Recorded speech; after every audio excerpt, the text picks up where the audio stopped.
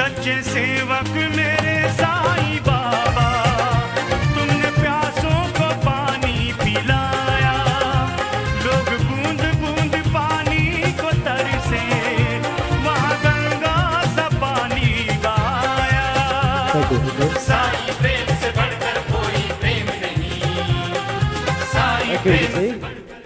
Welcome back सर्वांचं मनापासून हार्दिक स्वागत। जबरदस्त बॅटिंग झाली 4 षटकामध्ये आणि या 4 षटकामध्ये धावा झाले ते एकूण 85। 86 धावांचं लक्ष्य समोर आहे। 2 सलामवीर श्री सत्यसाई समिती विरार या टीम कडून 2 बॅटर पाहायला मिळत आहेत।